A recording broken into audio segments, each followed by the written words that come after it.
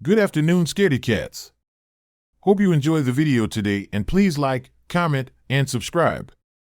As children, toys are often our closest companions. They provide us with comfort, entertainment, and a sense of security in a world that can be unpredictable and scary. But what happens when those toys take on a life of their own, becoming conduits for supernatural forces that we cannot explain or understand? The stories are just a few examples of the dark side of childhood toys, tales of haunted dolls, possessed board games, and malevolent stuffed animals that will make you think twice before entering your child's playroom at night. The possessed teddy bear. When 6-year-old Emily received a teddy bear for her birthday, she was overjoyed. The bear was cute and cuddly, with soft brown fur and a friendly smile. But soon after Emily began playing with the bear, strange things started to happen. At first, it was just little things, toys moving on their own, doors opening and closing by themselves. But as time went on, the activity grew more and more intense. Emily would wake up in the middle of the night to find the bear sitting upright in her bed, its eyes glowing with an otherworldly light. Eventually, Emily's parents had had enough. They contacted a local priest, who performed an exorcism on the bear. Afterwards, the activity ceased, and the bear returned to its former, harmless state. But the memory of those glowing eyes would haunt Emily for years to come. The haunted doll. For as long as she could remember, Jenny had been fascinated by dolls. She had an entire collection of them, ranging from modern Barbie dolls to antique porcelain figurines. But one doll in particular stood out from the rest, a vintage Raggedy Ann doll that had belonged to her grandmother. At first, the doll seemed harmless enough. But as time went on, Jenny began to notice strange things happening in her room. Toys would be moved or rearranged overnight, and Jenny would often wake up to find the Raggedy Ann doll sitting on the edge of her bed, staring at her with its lifeless button eyes. The activity continued for several weeks, until one night, Jenny woke up to find the doll hovering above her bed, its arms outstretched as if it was about to attack. Terrified, Jenny called out for her parents, who came running into the room to find the doll lying motionless on the bed. After that night, the doll was banished to the attic, never to be played with again. The Ouija board. When a group of teenagers decided to play with a Ouija board one night, they thought it would be harmless fun. But as they began to ask the board questions, they soon realized that they were in over their heads. The board seemed to be responding to their questions with eerie accuracy, predicting events that had not yet happened and revealing secrets that they had never shared with anyone else. As the night wore on, the atmosphere in the room grew more and more tense, until one of the teens abruptly ended the session and sent everyone home. But the board wasn't finished with them yet. Over the next few days, strange things began to happen. Objects moved on their own, the temperature in the room dropped suddenly, and shadowy figures could be seen lurking in the corners of their vision. It wasn't until they disposed of the board and held a cleansing ceremony that the activity finally stopped. But the memory of that night and the malevolent force they had unwittingly unleashed would haunt them for years to come. The unbreakable doll. When Sarah was 6 years old, her grandmother gave her an antique doll. The doll was over 100 years old and was made entirely out of porcelain. Sarah loved the doll and played with it every day. One day, Sarah's mother heard her daughter talking to the doll in her room. The strange thing was that the doll was talking back to her. When her mother asked her who she was talking to, Sarah said it was the doll. At first, her mother thought it was just her daughter's imagination, but then strange things started happening. The doll would move on its own, and Sarah's room would become freezing cold even on the warmest days. One night, Sarah's mother woke up to the sound of something shattering. She went to check on her daughter and found that the doll had shattered into a million pieces. But when she looked closer, she realized that the doll was unbreakable. From that day on, Sarah's mother knew that the doll was possessed by an evil spirit. She got rid of it and never spoke of it again. The cursed teddy bear. When little Emily received a teddy bear for her 4th birthday, she was over the moon. It was a big, fluffy teddy bear with bright blue eyes and a friendly smile. But strange things began to happen after Emily started playing with the teddy bear. She would wake up in the middle of the night, screaming, and saying that the teddy bear had tried to hurt her. Her parents didn't believe her at first, but then they started to notice that the teddy bear seemed to move on its own. They also noticed that whenever the teddy bear was in the room, the temperature dropped, and the air became thick and oppressive. One night, Emily's parents woke up to the sound of her screaming. When they ran to her room, they found that the teddy bear was attacking her. They managed to pry the teddy bear off of her and burn it, but they knew that the curse of the teddy bear would never truly leave them. The demonic Jack-in-the-Box. When Lisa was a child, she loved playing with her Jack-in-the-Box. It was a bright red box with a cheerful clown on the front. Every time she turned the crank, the clown would pop out and play a happy tune. But one day, Lisa started hearing strange voices coming from the Jack-in-the-Box. The clown's cheerful face turned into a demonic grin, and the happy tune turned into a sinister melody. At night, Lisa would wake up to the sound of the Jack-in-the-Box playing on its own. She would see the clown's face peering at her from the darkness, and she knew that it was possessed by an evil spirit. One day, Lisa's parents tried to get rid of the Jack-in-the-Box, but it wouldn't budge. It was like it was glued to the shelf. They eventually managed to remove it, but they knew that the demonic Jack-in-the-Box would always be watching them, waiting for its chance to strike again. The possessed doll. When Emily was a little girl, her grandmother gifted her a beautiful porcelain doll with curly blonde hair and blue eyes. She named it Lila and spent all her time playing with it. But soon after Lila arrived, strange things started happening in Emily's room. Toys would move by themselves, and the radio would turn on in the middle of the night. Emily started having terrifying nightmares, where she would see Lila's eyes glow red, and it would attack her. Her parents didn't believe her and thought it was just her imagination. One night, Emily's parents were woken up by her screams, and they rushed to her room. They found Lila on top of Emily, choking her. They immediately took the doll away and locked it in the attic. But even after all these years, Emily still has nightmares about the doll, and whenever she visits her parents' house, she can hear Lila whispering her name from the attic. The haunted teddy bear. For as long as Sarah could remember, she had her teddy bear, Mr. Cuddles, with her. She loved it so much that she never let anyone touch it, and even when she grew up, she kept it with her. One day, she noticed that Mr. Cuddles was missing. She searched everywhere, but she couldn't find it. A few days later, she heard strange noises coming from the attic.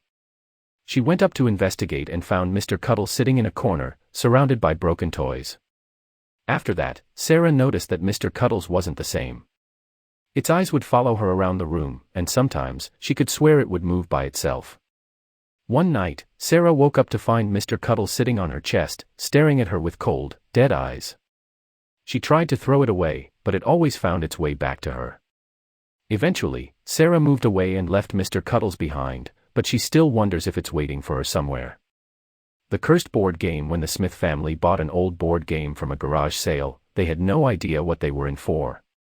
The game was called The Game of the Dead, and it looked like a regular board game, except for the strange symbols on the box. They played the game that night, and everything was fine until they noticed that the pieces were moving by themselves. They tried to stop playing, but the game wouldn't let them. It was like they were under a spell. The next day, strange things started happening in their house. Objects would move on their own, and they could hear whispering voices coming from the walls. The Smiths realized that they had unleashed something evil into their home, and they needed to get rid of the game. But every time they tried to throw it away, it would reappear in their house. They even tried burning it, but it wouldn't burn. Eventually, they had to hire a priest to perform an exorcism, and it worked. The game disappeared, and the Smiths never spoke of it again. The Ouija board. When Abby was 11 years old, her friends introduced her to a Ouija board. They would gather in her bedroom, turn off the lights, and try to contact spirits. Abby thought it was just a game until one night when she and her friends asked the board if anyone was there. The planchette moved to yes, and they all freaked out. Abby's friends begged to end the session, but Abby wanted to continue. She asked the board who was there, and it spelled out JOHN. Abby and her friends thought it was a joke until strange things started happening in the house. The lights would flicker, doors would slam shut, and they could hear footsteps coming from upstairs. One night, Abby was alone in her bedroom, and she heard someone whisper her name. She turned around, and the planchette from the Ouija board was moving on its own. She tried to leave the room, but the door wouldn't budge. She was trapped, and the planchette continued to move, spelling out terrifying messages. Eventually, Abby's parents found her locked in her room, screaming. They threw away the Ouija board, and things in the house returned to normal. But Abby was never the same. She became paranoid and anxious, and she could never shake the feeling that something was watching her. The teddy bear. When Lucy was 6 years old, her parents gave her a teddy bear for her birthday. It was her favorite toy, and she slept with it every night. But one night, she woke up to find the teddy bear sitting at the end of her bed, staring at her with lifeless eyes. Lucy tried to ignore it, but the bear kept moving closer and closer to her. She could hear it whispering in her ear, telling her to do bad things. The bear would make her steal from her parents, lie to her friends, and hurt animals. Lucy's parents thought she was acting out, but they didn't realize the true source of her behavior. The teddy bear was possessed by an evil spirit, and it was using Lucy as a vessel to do its bidding. One day, Lucy's parents caught her trying to drown her little sister in the bathtub. They took her to a psychiatrist, who diagnosed her with severe dissociative identity disorder. But the teddy bear continued to torment her, and Lucy was eventually institutionalized. Years later, Lucy returned to her childhood home, determined to confront the evil that had haunted her for so long. She found the teddy bear in a box in the attic, and she burned it in the backyard. As the flames consumed the bear, Lucy felt a weight lifted off her shoulders. She was finally free. The doll. When Marie was a little girl, she received a porcelain doll as a gift from her grandmother. It was beautiful, with long blonde hair and blue eyes. But there was something off about the doll. Marie could feel it watching her, even when she wasn't playing with it. One night, Marie woke up to find the doll sitting at the end of her bed. It was holding a pair of scissors, and it was covered in blood. Marie screamed for her parents, but when they turned on the light, the doll was gone. The next night, Marie woke up to find the doll in her closet. It was holding a knife, and it was covered in even more blood than before. Marie's parents were convinced that she was having nightmares, but they couldn't explain the blood. As the nights went on, the doll became more and more violent. It would move on its own, and Marie could hear it laughing in the dark. As the days passed, more and more toys began to move on their own. One of the dolls, a porcelain-faced one, would change its facial expression when no one was looking. Another, a teddy bear, would turn its head to follow whoever was in the room. The jack-in-the-box would randomly pop open, revealing a grotesque clown figure inside, and the music box would play by itself, even when it had not been wound up. The family members were terrified and began to experience strange occurrences around the house. They would hear footsteps in the hallways and doors opening and closing on their own. They felt cold spots and would see apparitions of children standing in the corners of the room. They tried to dispose of the toys, but they would always seem to reappear in the house. One night, the family awoke to the sound of a child's laughter. They followed the noise to the room where they had stored the toys, only to find them all arranged in a circle on the floor, as if they had been playing a game. The doll with the porcelain face was sitting in the center, its eyes now glowing with an otherworldly light. It spoke to them in a childlike voice, but its words were not those of any innocent child. "I am not a toy," it said. "I am a demon. And I will never leave." The family fled the house that night, never to return. It remained abandoned for years, until a group of paranormal investigators decided to explore the property.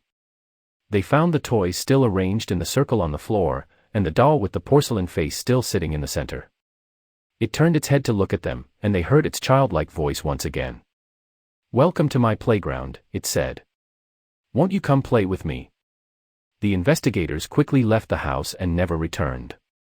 To this day, no one has been able to explain the dark power that inhabited the toys, or the evil entity that still resides within that abandoned house. The haunted doll. Samantha was a little girl who loved dolls. She had a whole collection of them, but her favorite was a porcelain doll that her grandmother had given her. Samantha spent hours playing with the doll, dressing her up in different outfits and pretending to have tea parties with her. One night, Samantha woke up to the sound of the doll's laughter. She thought it was strange, as she knew she had left the doll on the shelf before going to bed. She turned on the light and saw that the doll was now sitting on her bed, looking at her with its glassy eyes. Samantha was scared and tried to run out of the room, but the door wouldn't budge. She was trapped. She heard the doll's laughter again, this time louder and more sinister. Samantha felt a cold breath on her neck and turned around to see the doll's face inches away from hers. Samantha's parents heard her screams and rushed into her room. They found her trembling and crying, with the doll sitting on the bed, just as Samantha had described. The doll was later disposed of, but Samantha never forgot the terrifying encounter. The possessed teddy bear. Tommy was a little boy who loved his teddy bear. He slept with it every night and took it with him everywhere he went. One day, Tommy's parents noticed that the teddy bear had started acting strange. Its eyes would glow in the dark, and its voice box would activate on its own. One night, Tommy's parents heard strange noises coming from his room. They went to investigate and found the teddy bear sitting on the bed, with its eyes glowing red. Tommy was sound asleep, but the room was freezing cold. The parents thought it was just a malfunction and took the batteries out of the teddy bear. However, the next night, the same thing happened. This time, they heard the teddy bear speaking in a deep, menacing voice. Tommy's parents became convinced that the teddy bear was possessed by a demon. They contacted a priest, who performed an exorcism on the toy. The teddy bear never spoke or moved on its own again, but Tommy refused to sleep with it after that. The cursed action figure Michael was a young boy who loved action figures. He had a whole collection of them, but his favorite was a G.I. Joe toy that he had received as a gift. Michael played with the toy every day, imagining exciting battles and adventures. One day, Michael's mother noticed that he was acting strange. He seemed to be talking to himself, but when she asked him who he was talking to, he said it was just his G.I. Joe toy. Michael's behavior became more erratic, and he started having nightmares about the toy. One night, Michael's mother woke up to the sound of the toy's voice. She went to investigate and found the toy sitting on Michael's bed, speaking in a deep, ominous voice. Michael was asleep, but his body was twitching and convulsing. The mother immediately threw the toy away, but Michael's behavior didn't improve. He became more withdrawn and began talking about things that he couldn't have known about. Eventually, he was diagnosed with possession by a malevolent entity, which had used the toy as a conduit to enter his body. Michael underwent an exorcism and made a full recovery. Board Game Rachel was a young girl who loved board games. She had a whole collection of them, but her favorite was a vintage Ouija board that she had found in her grandmother's attic. Rachel and her friends would often use the board to try to communicate with spirits. One day, Rachel's friends came over to play with the Ouija board. They asked the board if there was anyone there who wanted to communicate, and to their surprise, the planchette started moving on its own. They asked the spirit's name, and the board spelled out ZOZO. After that day, strange things started happening in Rachel's house. Doors would slam shut on their own, and objects would move by themselves. Rachel started having vivid nightmares about the spirit she had contacted through the Ouija board. One night, Rachel woke up to see a figure standing at the foot of her bed. It was a tall, shadowy figure with glowing red eyes. Rachel screamed and ran out of the room, but the figure followed her, its footsteps echoing behind her. Rachel's parents contacted a paranormal investigator, who discovered that the Ouija board was cursed. It had been used by a cult to summon a demon named Zozo, who had attached itself to Rachel. The investigator performed a cleansing ritual on the board and on Rachel, and the family never used it again. These 4 stories of childhood toys with a dark side illustrate that sometimes the things we love and cherish can have hidden dangers. It's important to be aware of the potential risks and to take precautions when necessary.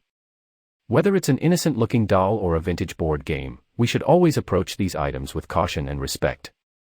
Paranormal encounters may seem like a thing of fantasy, but for those who have experienced them, they can be a terrifying reality.